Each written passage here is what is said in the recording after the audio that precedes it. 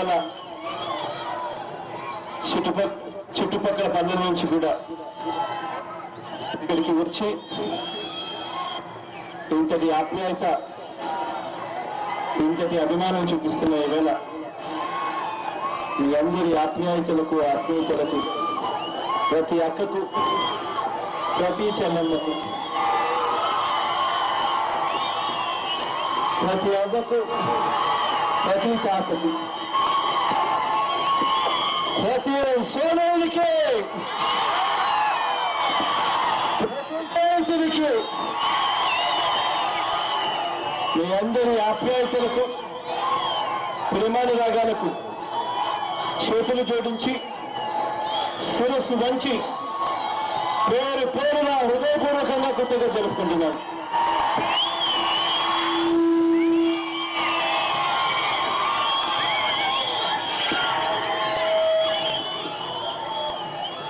ఇవాళ రైతు భరోసా యాత్ర సందర్భంగా మళ్ళీ ఈ జిల్లాలో తిరగడం జరుగుతూ ఉంది. ఈ ఒక్క అనంతపురం జిల్లాలోనే చంద్రబాబు నాయుడు గారి పుణ్యాన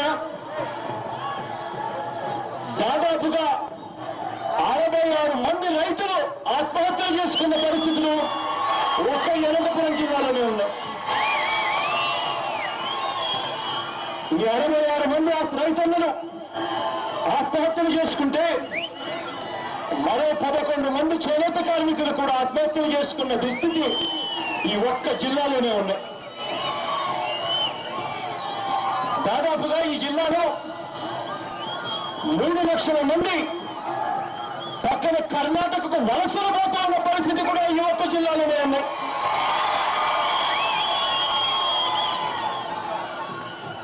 ఒకరు కాదు, ఇద్దరు కాదు, వలసలు పోతా ఉన్నది.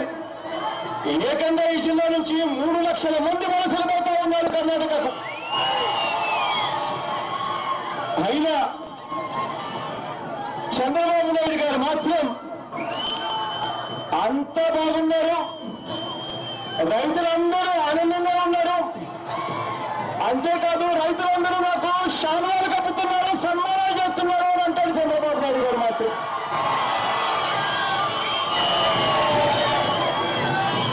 ఎన్నికలకు ముందు ఇదే చంద్రబాబు నాయుడు గారు టీవీ ఆన్ చేస్తే చాలు మనకు వినిపిస్తా ఉన్నది ఏమిటో తెలుసా? ఎన్నికలకు ముందు ఏ మీటింగ్ లో చంద్రబాబు నాయుడు గారికి మైక్ ఇచ్చినా చంద్రబాబు నాయుడు గారు నోట్లో నుంచి వస్తా ఉన్న మాటలు ఏమిటో తెలుసా?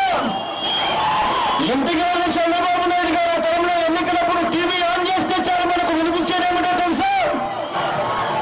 బ్యాంకుల్లో పెట్టిన బంగారం ఇంటికి రావాలి అంటే ముఖ్యమంత్రి కావాలి అన్న మాట వినిపించేది. ఇంటికి వెళ్ళి టీవీ ఆన్ చేసినామనంటే రైతుల రుణాలన్నీ పూర్తిగా మాఫీ కావాలంటే చంద్రబాబు ముఖ్యమంత్రి అయితేనే మాఫీ అవుతాయి అన్న మాట వినిపించేది. ఇంటికి వెళ్ళి టీవీ ఆన్ చేస్తే వినిపించేది కనిపించేది ఇటువంటి మాటలే కనిపించేది. కానీ ఇవాళ ఎన్నికలైపోయి ప్రజలతో అవసరం తీరిపోయింది. ప్రజలతో అవసరం తీరిపోయిన తర్వాత ఇవాళ చంద్రబాబు నాయుడు గారు నోట్ల నుంచి వస్తా ఉన్న మాటలు ఏమిటో తెలుసా? రాష్ట్రంలో దాదాపుగా చంద్రబాబు నాయుడు గారు ముఖ్యమంత్రి అయ్యే నాటికి 87,000 మంది రైతు రుణాలు మన రాష్ట్రంలో ఉంటే చంద్రబాబు నాయుడు గారు ముఖ్యమంత్రి అయ్యే సంవత్సరం దాటింది. చంద్రబాబు నాయుడు గారు ఈ సంవత్సర కాలంలో 87,000 కోట్ల రూపాయల రైతుల రుణాల కోసం తాను కేటాయింపులు చేసింది ఎంత అంటే నేడు సంవత్సరం కేవలం 4,600 కోట్ల రూపాయలు మాత్రం కేటాయింపులు చేశారు. బాధ ఎక్కడ అనిపిస్తుంది అంటే ఆ 87,000 కోట్ల రూపాయలు తడిసి మోపుడై వడ్డీ మీద వడ్డీ వసూలు చేస్తూ ఇవాళ 1,00,000 కోట్లకు దాటింది వ్యవసాయ రుణాలు. ఇవాళ ఈయన ఇచ్చింది కేవలం 4,600 కోట్ల రూపాయలు. మొన్న అసెంబ్లీ సమావేశంలో బడ్జెట్ ప్రవేశపెట్టారు. ఆ బడ్జెట్ లో చంద్రబాబు నాయుడు గారు ఈ సంవత్సరానికి ఎంత పెట్టారో తెలుసా అని చెప్పి అంటే ఎంత పెట్టారో అంటే వ్యవసాయ రుణాలకు కేవలం 4,300 కోట్ల 1,00,000 కోట్లకు పైచిలకు వ్యవసాయ రుణాలుంటే ఈయన కేటాయింపులు ఈ సంవత్సరానికి కేవలం 4,300 కోట్ల రూపాయలు మాత్రం చేశారు.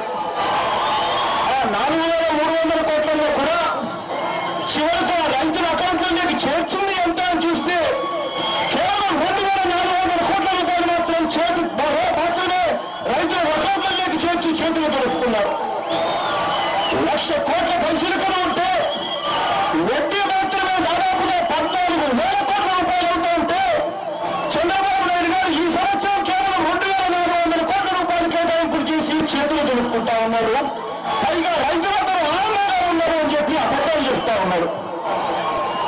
చంద్రబాబు నాయుడు గారు చేసింది ఏమిటి అంటే రుణాలు మాఫీ కాదు చంద్రబాబు నాయుడు గారు చేసింది, కనీసం వడ్డీ కూడా మాఫీ చేయలేదు చంద్రబాబు నాయుడు గారు. ఇదే రైతులకు గతంలో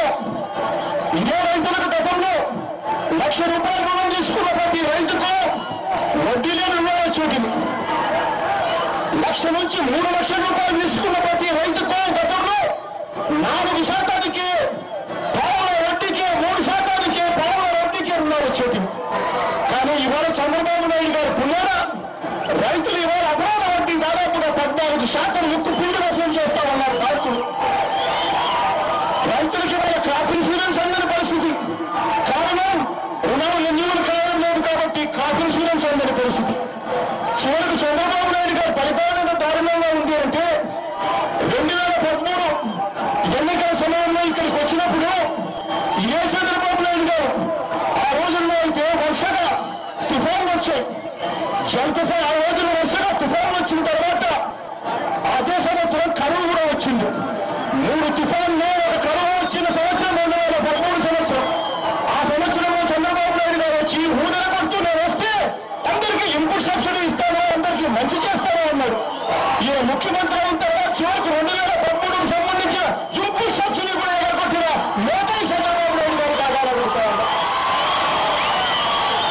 రైతులు బతకలేని పరిస్థితిలో చంద్రబాబు నాయుడు గారు పెడతా ఉన్న ఇబ్బందులు తట్టుకోలేని పరిస్థితిలో రైతులు ఇవాళ ఆత్మహత్యలు చేసుకుంటా ఉంటే ఆ ఆత్మహత్యలు చేసుకుంటా ఉన్న రైతుల్లో చంద్రబాబు నాయుడు గారు వెటకారం చేస్తారు, రైతులందరూ బాగున్నారు అని చెప్పి ఆ రైతులను కించపరుస్తూ మాట్లాడతారు చంద్రబాబు నాయుడు గారు. ఇదే చంద్రబాబు నాయుడు గారు 66 మంది రైతులు ఆత్మహత్యలు ఒక్క జిల్లాలో చేసుకున్నారు. చంద్రబాబు నాయుడు గారు ఇవాళ నేను గట్టిగా ఒక్కటి హెచ్చరిస్తున్నా, అయ్యా చంద్రబాబు నాయుడు గారు రైతులందరూ బాగున్నారు అని అంటూ ఉన్నారు. నాతో పాటు ఆ ఇళ్లకు నా చంద్రబాబు నాయుడు అడుగుతా ఉన్న చంద్రబాబు నాయుడు గారు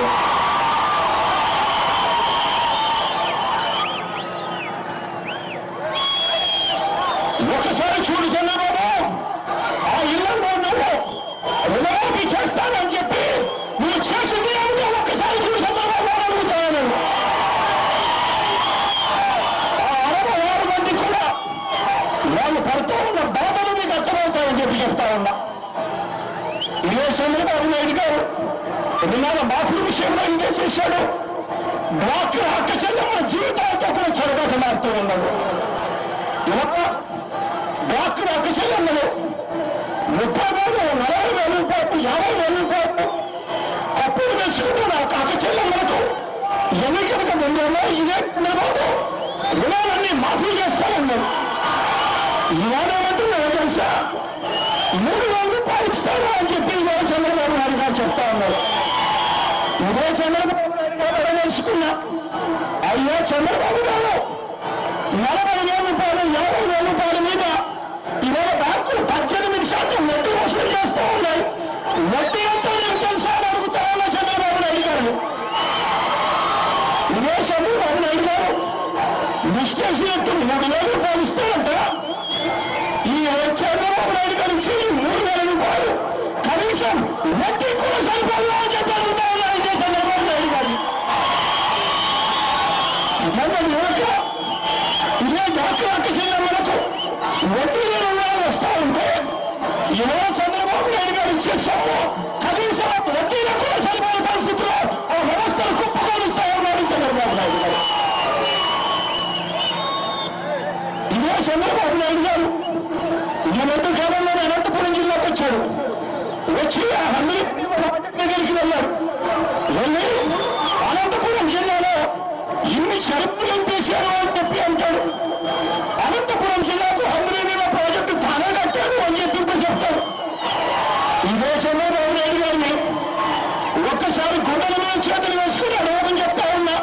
మీ మనస్సాక్షి నడుపు చంద్రబాబు నాయుడు గారు హంద్రీనీళ్ళ ప్రాజెక్టుకు 9 ఏళ్ళ ముఖ్యమంత్రిగా ఉన్నప్పుడు ఎంత కేటాయించారు చంద్రబాబు నాయుడు గారు అడుగుతా ఉన్నా. ఇదే చంద్రబాబు నాయుడు గారు ఇదే హంద్రీనీళ్ళ ప్రాజెక్టుకు గతంలో 9 సంవత్సరాలు ముఖ్యమంత్రిగా ఉన్న చంద్రబాబు నాయుడు గారు హంద్రీనీళ్ళ ప్రాజెక్టుకు కేటాయింపులు చేసింది కేవలం 13 కోట్ల రూపాయలు. ఆ తర్వాత చంద్రబాబు నాయుడు గారు దిగిపోయిన తర్వాత ఆ దివంగత నేత ప్రీతమ నాయకుడు రాజశేఖర రెడ్డి గారు వచ్చారు. ఆ దివంగత నేత ప్రీతమ నాయకుడు రాజశేఖర రెడ్డి గారు తర్వాత ప్రభుత్వాలు హంద్రీనీళ్ళ ప్రాజెక్టుకు ఏకంగా 5,800 కోట్ల రూపాయలు కేటాయింపులు చేసి ప్రాజెక్టు దాదాపుగా 85% పనులు పూర్తి చేశారు. ఇవాళ ఆ దివంగత నేత ప్రీతమ నాయకుడు రాజశేఖర రెడ్డి గారు కట్టిన ఆ ప్రాజెక్టుకు ఇవాళ చంద్రబాబు నాయుడు గారు వస్తాడు, వచ్చి కొలాయం చేస్తాడు. వచ్చి కొలాయం చేసి ఈ నీళ్ళన్నీ నేనే ఇచ్చాను అని చెప్పి ఇవాళ చంద్రబాబు నాయుడు గారు సిగ్గుగా అబద్ధాలు పోతాడు. చేసింది రాజశేఖర రెడ్డి గారు, కొలాయి తిప్పారు చంద్రబాబు గారు, చెప్పుకునేదేమో నేనే చేశాను అని చెప్పి చెప్పుకుంటా ఉన్నాడు ఇదే చంద్రబాబు నాయుడు గారు.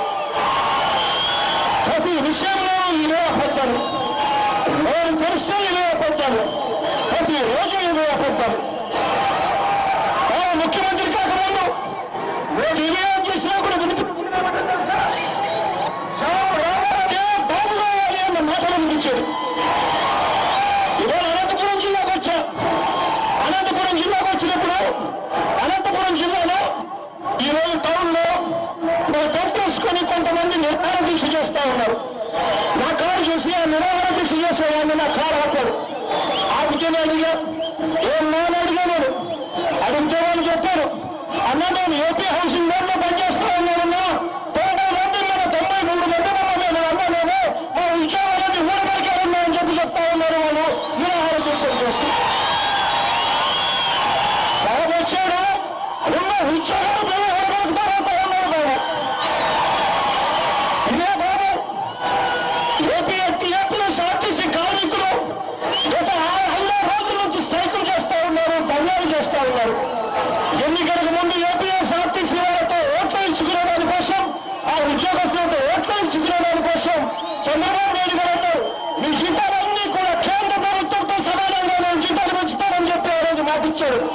ఇదే చంద్రబాబు నాయుడు గారు ఏపీఎస్ఆర్టీసీని గవర్నమెంట్ తో విలీనం చేస్తారో అవన్నీ మాటిచ్చాడు. ఎన్నికలు అయిపోయాయి. ఇవాళ ఏపీఎస్ఆర్టీసీ ఉద్యోగస్తులు స్ట్రైక్ వాటిలో ఉన్నాడు, కానీ చంద్రబాబు నాయుడు గారు మాత్రం పట్టించుకోడు. బాబు వస్తేనే ఉద్యోగం వస్తుందన్నారు. ఒకవేళ ఉద్యోగం రాకపోతే 2,000 రూపాయలు నిరుద్యోగం పట్టిస్తామన్నారు. ఇవాళకి చంద్రబాబు నాయుడు గారు ముఖ్యమంత్రి దాదాపుగా సంవత్సరం దాటుతా ఉంది. రాష్ట్రంలో 1,75 లక్షల ఇళ్ళు లేదని చూస్తా ఉన్నాయి. చంద్రబాబు గారు 2,000 రూపాయలు నిరుద్యోగం తెప్పుడు ఇస్తారని ఇంతవరకు తమ్మిడి అంటే తమ్మిడి కూడా చేతలేదు. ఇదే చంద్రబాబు నాయుడు గారు. ఇటువంటి చంద్రబాబు నాయుడు గారు నోరు తెలిస్తే పుట్టాను, నోరు విప్పితే మోసం. ఇటువంటి చంద్రబాబు నాయుడు గారు ఇవాళ విజయోత్సవ సభలు జరుపుకుంటాడు అంట. ఇదే చంద్రబాబు నాయుడు గారికి గట్టిగా గుర్తొచ్చే విధంగా గుంటూరులో జూన్ 5వ తారీఖున 6వ తారీఖున 2 రోజుల పాటు నిరాహార దీక్ష కూర్చుంటున్నాం. చంద్రబాబు నాయుడు గారు చేస్తా ఉన్న మోసాన్ని రాష్ట్ర ప్రజలందరూ కూడా ఎత్తి చూపుతారు. ఆ రోజు ప్రతి ఒక్కరు కూడా అక్కడ చంద్రబాబు నాయుడు గారు చేస్తా ఉన్న మోసం దేశానికి అర్థమయ్యేట్టుగా చేస్తారు. చంద్రబాబు నాయుడు గారు ఇటువంటి అన్యాయమైన పాలన చేస్తా ఉన్నారు కాబట్టి ఇవాళ రైతుకుల భరోసాలు ఇవ్వడం కోసం అని చెప్పి చనిపోయిన రైతు కుటుంబాల దగ్గరికి వచ్చి రాష్ట్రానికి చంద్రబాబు నాయుడు గారికి చూపిస్తా ఉన్నాం. ఈ ఒక్క జిల్లాలోనే దాదాపుగా 66 మంది చనిపోయారు, ఒక్కసారి పట్టించుకోండి అని చెప్పి. ఇటువంటి దారుణమైన పరిస్థితులు రాష్ట్రం ఉన్న బాబుకు మాత్రం పట్టదు. కానీ ఈ పోరాటం ఇంతటితో ఆగదు. ఈ పోరాటం ఇంతటితో ఆగదు. ఇక్కడి నుంచి ఈ పోరాటం మొదలు చంద్రబాబు నాయుడు గారు 14 గంటల వరకు ఈ పోరాటం చంద్రబాబు నాయుడు గారు ప్రజలకు మంచి చేసి ప్రజల గుండెల్లో స్థానం సంపాదించుకునే కార్యక్రమాలు చేయడం లేదు. ఇదే చంద్రబాబు నాయుడు గారు ఏం చేస్తున్నారు అంటే పోలీసులను ఉపయోగించుకుని వైఎస్ఆర్ కాంగ్రెస్ పార్టీ నాయకులను చంపడానికి ప్రయత్నం చేస్తా ఉన్నారు ఇదే చంద్రబాబు నాయుడు గారు. కానీ ఇదే చంద్రబాబు నాయుడు గారికి నేను చెప్తా ఉన్నా, అయ్యా మీరు చేసే అన్యాయం ఎవరు చూడటం లేదని చెప్పి అనుకోవద్దండి అని చెప్పి. కారణం పై నుంచి దేవుడు చూస్తున్నాడు అని మాత్రం నేను చంద్రబాబు నాయుడు గారికి గట్టిగా చెప్తా ఉన్నా. ఎన్నికలు త్వరగా వస్తాయి, వచ్చినప్పుడు చంద్రబాబు నాయుడు గారికి డిపాజిట్లు కూడా రాకుండా ప్రజలు పదివేల ఖాతాలో గడుపుతారని మాత్రం గట్టిగా చెప్తా ఉన్నా. ఇప్పుడు కూడా ఆలస్యమైనా కూడా జరిగిన చిన్నవాడితోనే ఇంతటి ఆత్మీయతను పంచిపెట్టి అభ్యర్థులు చూపిస్తా ఉన్నందుకు పేరు పేరున ప్రతి అక్క చెల్లెమ్మకు, ప్రతి అవ్వాపాటి తాతకు, ప్రతి సోదరుడికి, స్నేహితుడికి మరొకసారి చేతులు జోడించి